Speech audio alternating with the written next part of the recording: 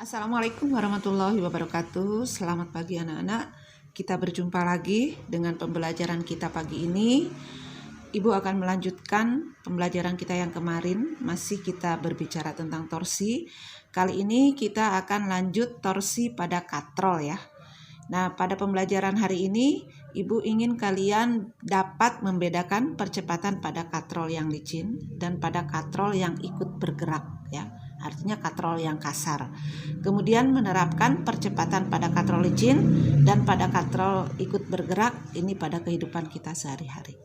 Nah, di kelas 10 kalian sudah belajar hukum 2 Newton kan? Nah, penerapan hukum 2 Newton ini salah satunya adalah pada katrol. Jadi, tapi di sini katrolnya licin. Jadi katrol licin ini hanya dipergunakan untuk melewati tali saja di sini ya. Ya. Jadi di sini ada 2 buah beban ya yang diikat oleh tali, kemudian dilintaskan melalui katrol di sini ya. Jadi di sini kita anggap bahwa M1 lebih besar daripada M2. Karena M1 lebih besar daripada M2, maka si benda pertama ini akan turun ke bawah, benda yang kedua ini akan naik ke atas, ya kan? Nah, jadi percepatannya menurut hukum Newton 2 ini adalah sigma F per sigma M. Nah, karena di sini M1 lebih besar daripada M2, maka gaya yang membawa sistem ini bergerak ke bawah itu adalah W1, ya kan? Sehingga sigma F-nya di sini kita akan tulis W1 min W2 karena T-nya ini saling menghilangkan. Ya, jadi di sini W1 ya dikurangi W2 dibagi dengan sigma M yaitu M1 dengan M2. Jadi di sini massa katrol karena katrolnya licin jadi massa katrol bisa diabaikan. Nah, kemudian kita masukkan M1, W1-nya M1 kali G, W2-nya M2 kali G dibagi dengan M1 plus M2. Sehingga dari sini kita akan mendapatkan bahwa A-nya percepatannya itu adalah M1 dikurangi M2 dibagi M1 plus M2 dikalikan dengan G ya. Jadi tinggal ini di G-nya dikeluarkan gitu. Jadi ini adalah A-nya. Ini untuk katrol yang licin. Nah, sekarang bagaimana jika katrol ikut bergerak ya? Nah, kalau katrol ikut bergerak, di sini kita akan melibatkan torsi ya. Di sini kita akan melibatkan torsi. Jadi anggap saja di sini katrolnya ini silinder pejal. Biasanya pada umumnya silinder pejal ya. Silinder pejal itu katrolnya silinder pejal. Silinder pejal itu memiliki K-nya, koefisien momen inersianya adalah setengah, ya kan? Jadi di sini katrol dengan jari-jari R, ya, memiliki massa M. Jadi M-nya M besar. Jadi dalam hal ini kita akan menganggap bahwa M1 tetap lebih besar daripada M2. Nah, sebelum kita melanjutkan persamaan ini, kita akan tinjau dulu masing-masing benda satu berdasarkan hukum 2 Newton. Kita lihat benda satu ya. Benda satu, karena M1 ini lebih besar daripada M2, maka benda satu ini akan bergerak ke bawah ya dengan percepatan A, dan benda 2 dia akan bergerak ke atas dengan percepatan A juga. Ya kan? Jadi untuk benda satu, kita lihat bendanya akan seperti ini. Ini W1, ini T1. Oke. Jadi mereka akan bergerak ke bawah sehingga untuk A-nya ini akan menjadi sigma F per M. Ya kan? Maka di sini berlaku A-nya sama dengan W1 min T1 per M1. Ya kan? Nah, jadi dari sini kita akan mendapatkan W1 min T1 sama dengan M1 kali A. Kita akan menentukan harga T1. Maka T1 sama dengan W1 min M1 kali A, ya kan? Kalau kita uraikan lagi di sini ini M1 kali G min M1 kali A. Ya kan? Ya udah seperti ini aja dulu ya. Ini untuk T1. Ini katakan saja ini persamaan 1. Sekarang kita lihat benda 2. Benda 2 ya. Benda 2 yang ini dia bergerak ke atas, ya kan? Jadinya ini T2, ini W2, dia bergerak ke atas, ya kan? Nah, ini juga kita masukkan A sama dengan sigma F per M. Ini tentunya dari hukum 2 Newton ya. Jadi untuk A-nya ini akan sama dengan T2 min W2 per M2. Ya kan? Sehingga di sini nanti kita akan mendapatkan T2 min W2 sama dengan M2 kali A. Ya kan? Sehingga T2-nya ini akan sama dengan W2 plus M2 kali A, atau T2 sama dengan M2G plus M2 kali A. Katakan saja ini persamaan 2. Ya. Jadi kita sudah mendapatkan persamaan 1 dan persamaan 2. Selanjutnya persamaan T1 dan T2 ini akan kita maksudkan ke persamaan torsi. Karena di sini melibatkan selain hukum 2 Newton, ini dari hukum 2 Newton ya. Hukum 2 Newton. Juga di sini kita akan melibatkan torsinya. Nah, untuk torsinya ada kertas. Nah, untuk torsinya di sini katrolnya ya. Jadi katrol ini karena katrol ini ikut bergerak, jadi ikut berputar gitu. Karena di sini ada perputaran, ada gerak rotasi. Jadi untuk katrol kita gunakan persamaan torsi ya. Jadi untuk katrolnya nanti akan seperti ini.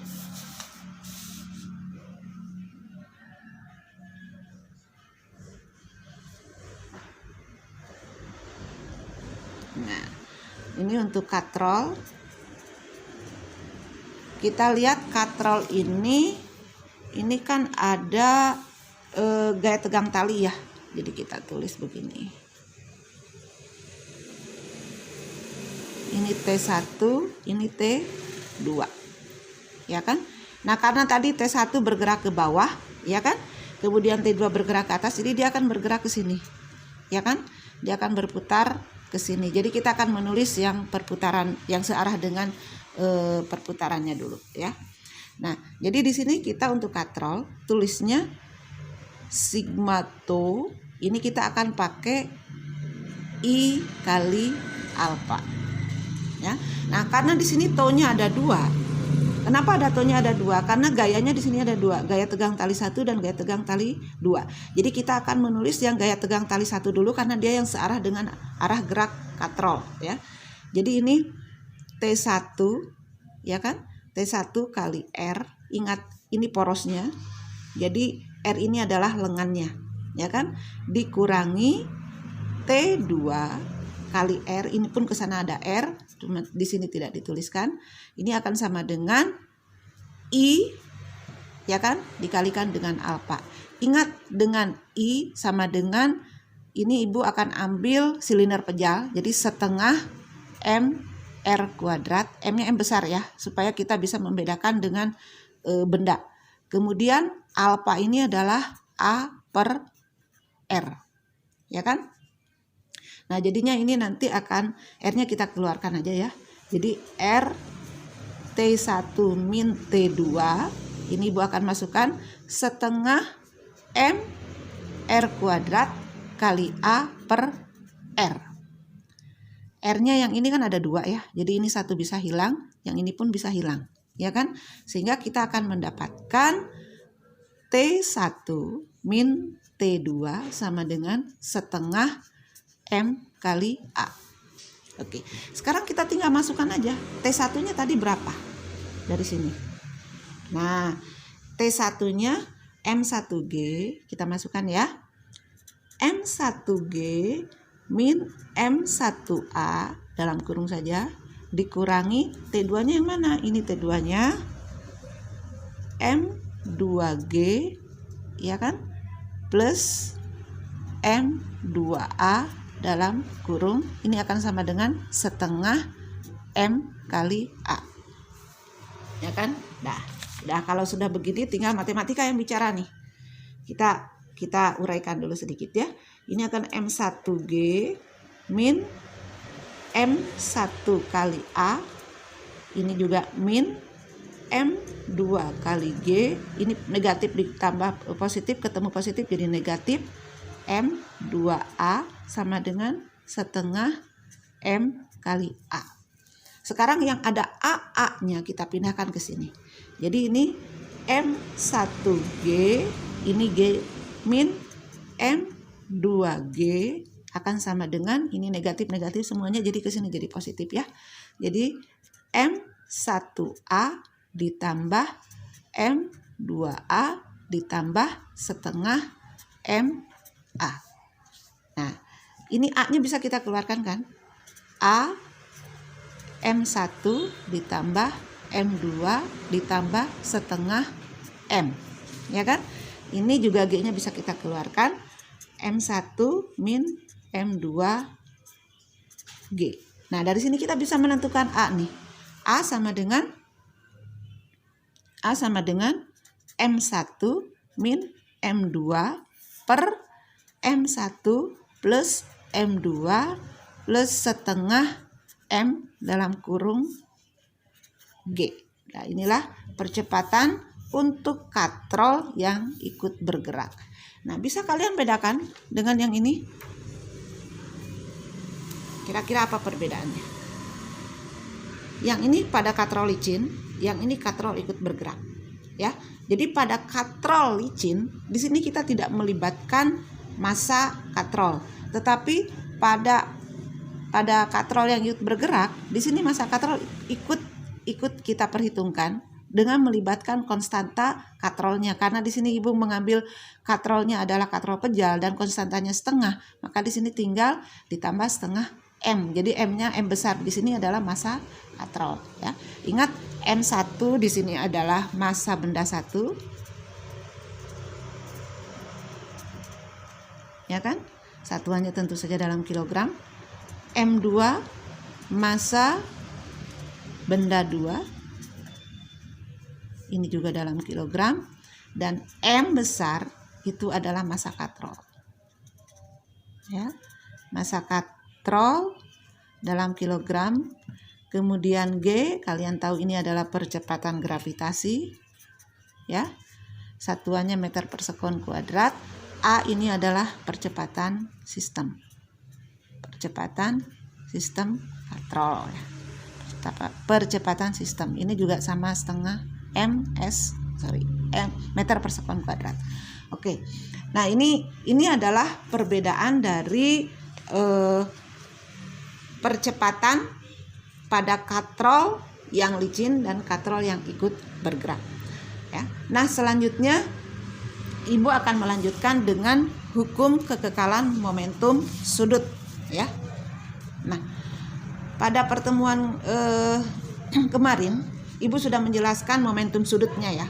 Jadi sebetulnya momentum sudut juga pada gerak rotasi dia memiliki hukum kekekalan momentum sudut ya. Nah, untuk hukum kekekalan momentum yang pada gerak linier, kita tahu bahwa di sini adalah jumlah momentum kedua benda sebelum tumbukan M1V1 ditambah M2V2. Ini akan sama dengan jumlah momentum setelah tumbukan M1V1 aksen ditambah M2V2 aksen. Jadi untuk menentukan hukum kekekalan momentum sudut, kita hanya merubah lambang saja ya. Jadi ini contohnya untuk dua benda. Jadi dua benda yang melakukan tumbukan. Jadi di sini tinggal kita masukkan, ingat untuk massa ini akan menjadi momen inersia, untuk kecepatan ini akan menjadi kecepatan sudut ya. Jadi kita tinggal merubah I1 omega 1 ditambah I2 omega 2, ini akan sama dengan I1 omega 1 aksen ditambah I2 omega 2 aksen. Ya. Di sini I1-nya adalah momen inersia 1 ya. I2-nya momen inersia 2, omega 1-nya kecepatan sudut 1 sebelum tumbukan, omega 2-nya kecepatan sudut 2 sebelum tumbukan. Nah, kemudian di sini omega 1 aksen itu kecepatan sudut 1 setelah tumbukan, omega 2 aksen kecepatan sudut 2 setelah tumbukan. Itu jika terjadi untuk dua benda. Nah, ini pun bisa terjadi pada satu benda ya. Kalau satu benda cukup I1 omega 1 sama dengan I2 omega 2. Jadi I1 omega 1-nya adalah momentum sudut 1, I2 omega 2-nya momentum sudut 2. Ini biasanya terjadi pada seorang penari balet ya.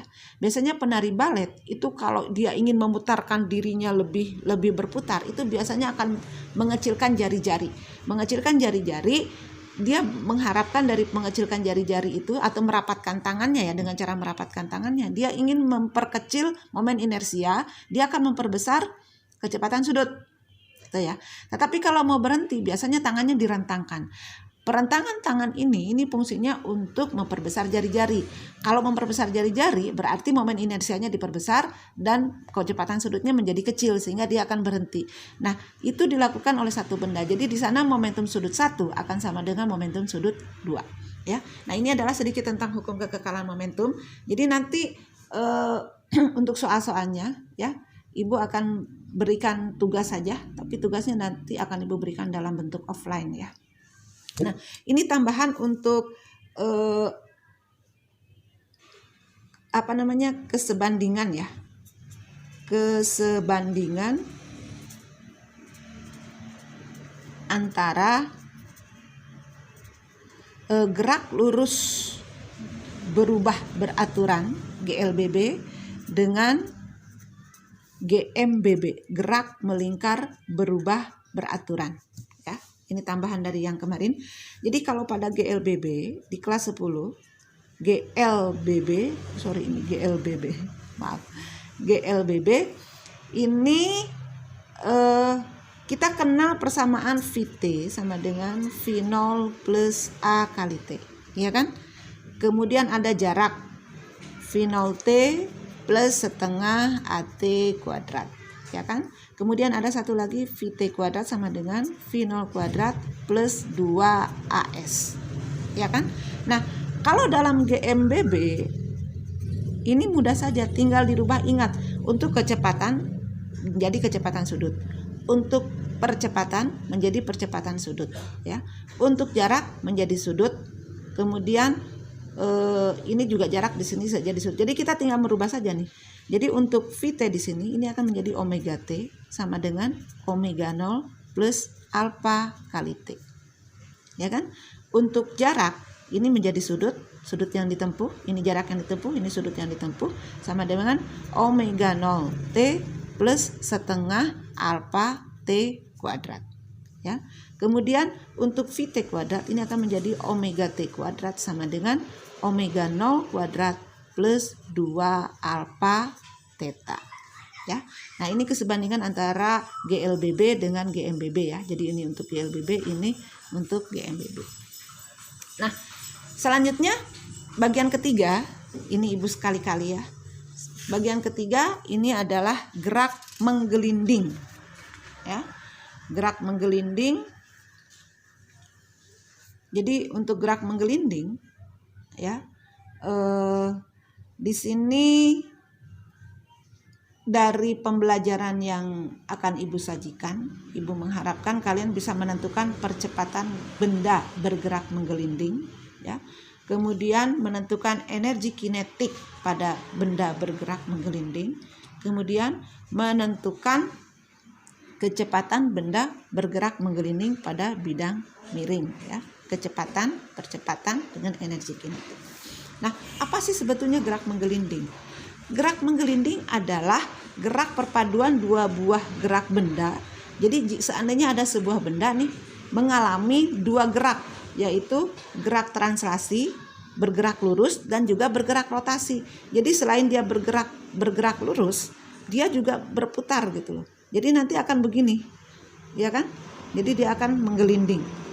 Nah, jadi di sini berlaku hukum 2 Newton juga, sigma F sama dengan M kali A, dan torsi. Torsinya tetapi di sini syaratnya benda menggelinding itu dia harus kasar permukaannya.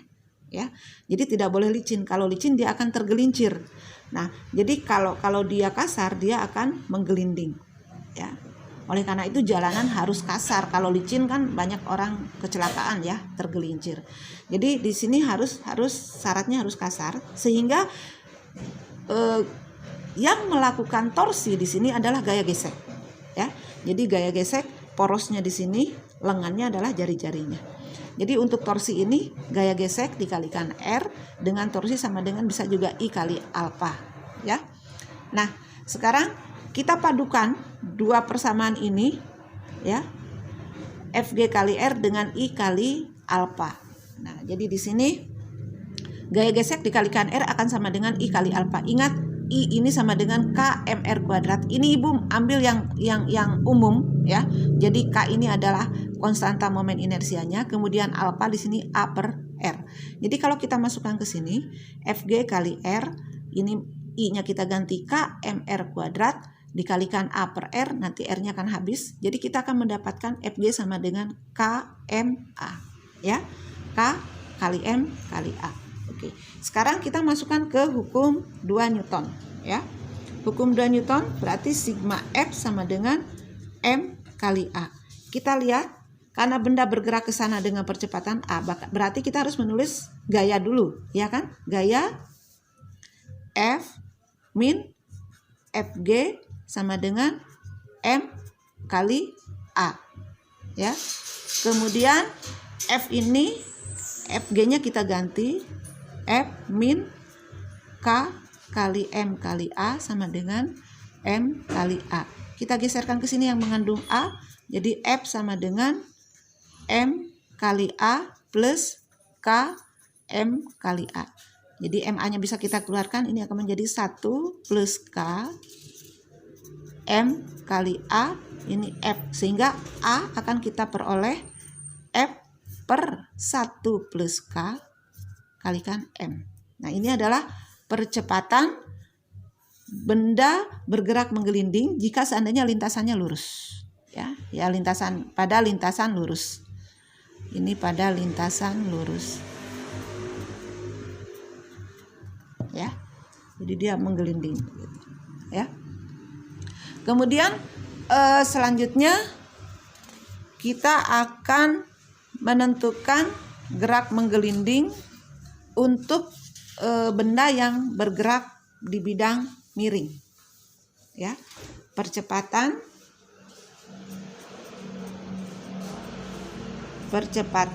pada bidang miring. Pada bidang miring, ya. Ini pada bidang miring kan begini, ya. Nah, ingat, pada bidang miring benda yang bergerak membawa benda bergerak ke bawah itu adalah W sin alfa, ya kan?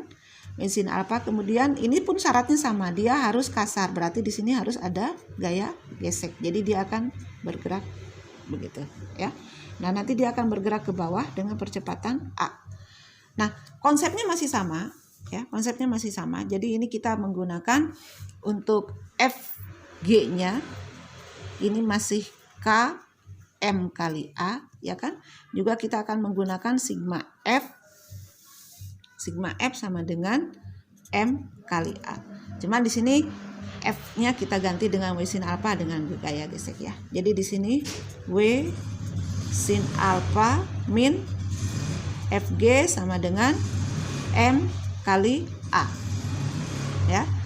Ini kita ganti aja Fg-nya ini, ya. W sin alfa dikurangi K MA sama dengan M kali A, ya kan? Jadi yang punya A kita pindahkan ke sini. W sin alfa sama dengan M kali A ditambah K M kali A, ya kan? Nah, ini kita keluarkan 1 plus K M kali A, ini kita uraikan M kali G sin alfa. Ada yang bisa kita coret? M-nya kita coret, ya.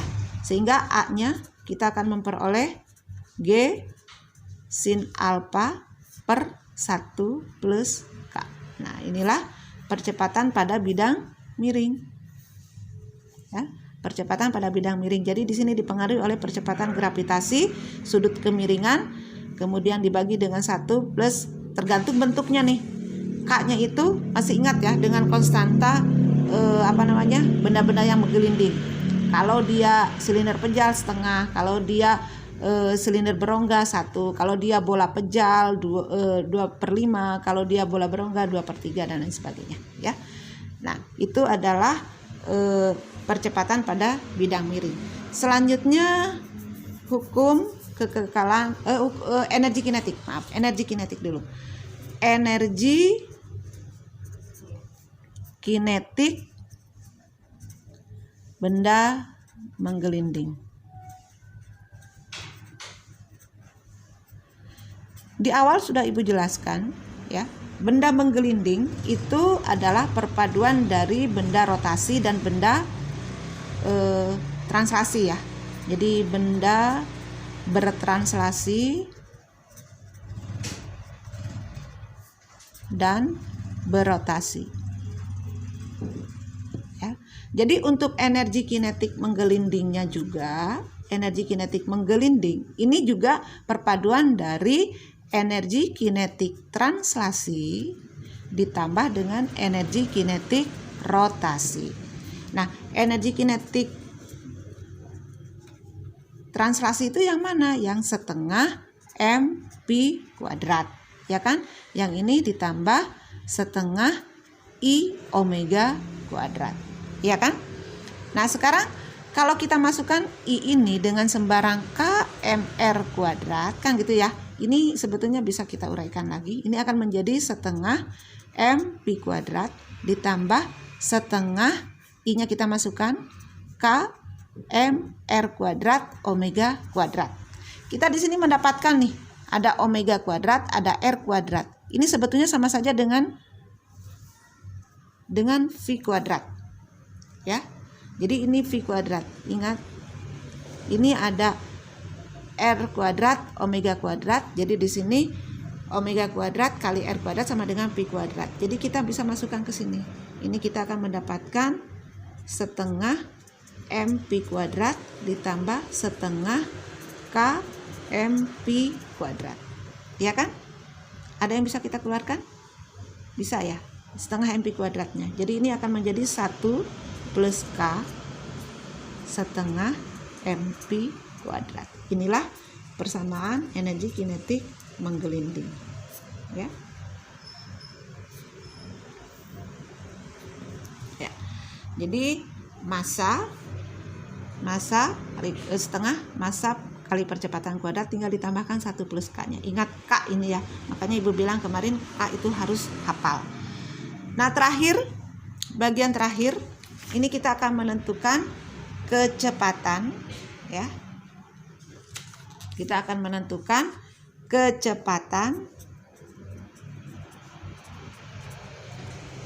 kecepatan pada bidang miring. Pada bidang miring untuk benda menggelinding. Ya. Menggelinding. Nah, sama halnya pada meluncur. Jadi pada menggelinding pun berlaku hukum kekekalan energi mekanik. Nah, jadi di sini ini katakan posisi 1, ini posisi 2. Jadi di sini energi mekanik 1, di sini energi mekanik 2.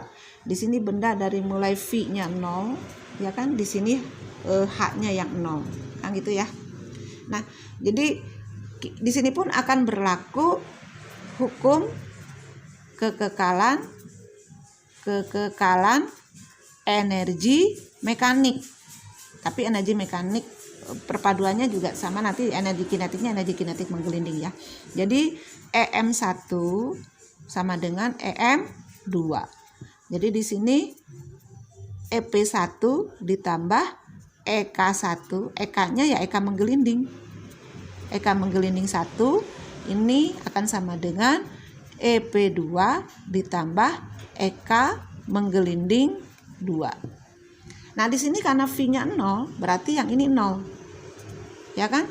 Di yang kedua H-nya 0, berarti yang ini yang 0. Kan gitu ya.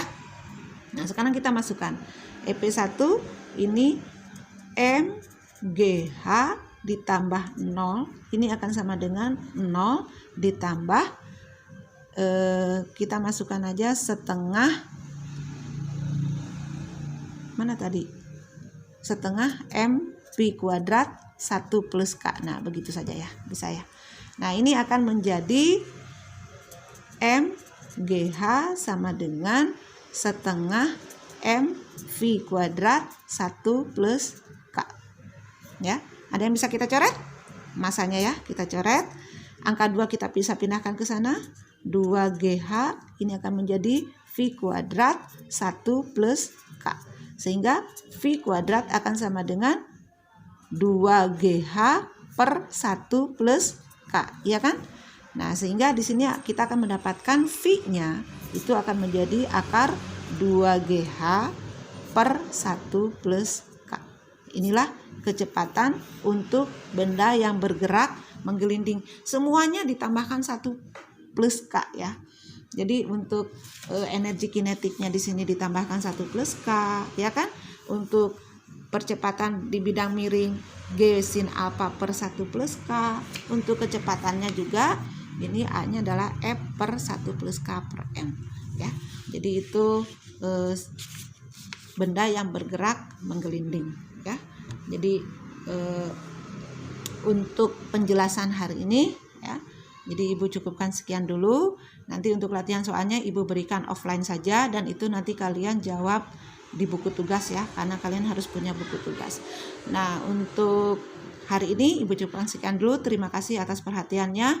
Wabillahi taufik wal hidayah. Wassalamualaikum warahmatullahi wabarakatuh.